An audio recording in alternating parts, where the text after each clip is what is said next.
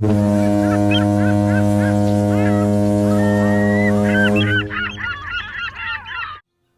world's oceans cover 71% of our planet's total surface area, produce 70% of the oxygen we breathe, and absorb 30% of the harmful greenhouse gases we produce.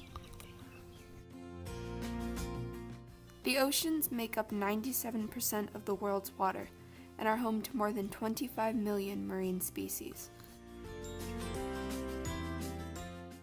The oceans are a hugely important factor in the balancing of our world's ecosystem. But throughout time, our oceans have become increasingly polluted. There are many ways that pollution gets into the ocean. Chemicals such as pesticides in soil and on the ground are carried by rainwater runoff or by rivers, along with sewage and other contaminants like oil, to shorelines, often creating huge dead zones where life cannot exist because the water is so toxic. Plastic wastes are also a huge contributor to ocean pollution. The world's population is now pushing 7.5 billion persons, altogether producing an average of 11,250,000,000 pounds of trash per day. Much of this finds its way into our oceans.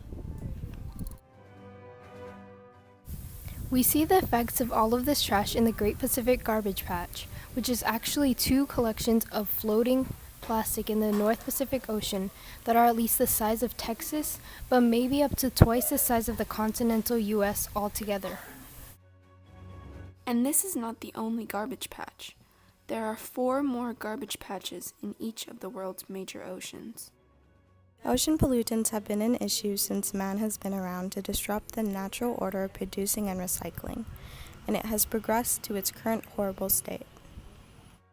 Luckily, there are people and organizations involved and working to slow this problem's progress. These are the stakeholders.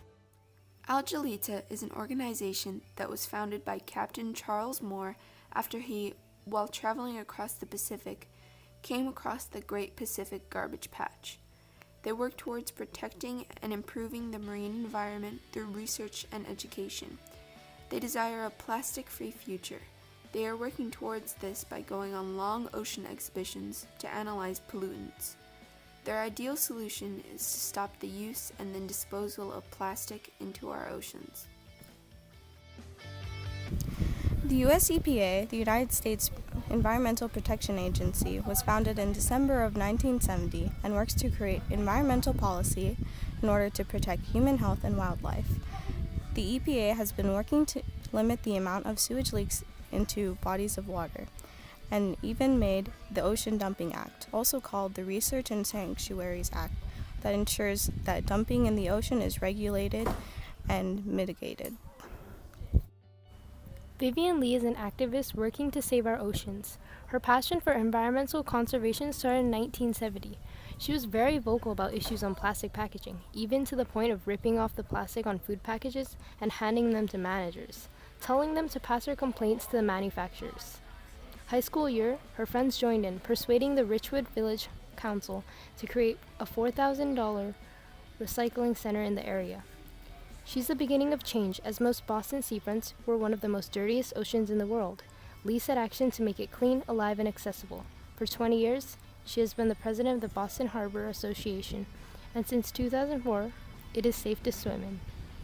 After helping to restore Boston's beaches, leading the 41-mile harbor cleanup, starting Harbor Bound, a program that educates over 11,000 students on its conservation facilities, is today the CEO of River Life, a nonprofit organization to help restore rivers around the world. The solution that will decrease this problem is a simple one. We all need to limit our plastic use and be aware of what we dispose of and where. Opt for a reusable bottle instead of a plastic one. Use reusable containers instead of harmful plastics. Start a recycling box at home. All simple changes that can make a huge difference. Better yet, get involved. Support studies for plastic alternatives. Help out at your local beach cleanup and support the organizations fighting for change.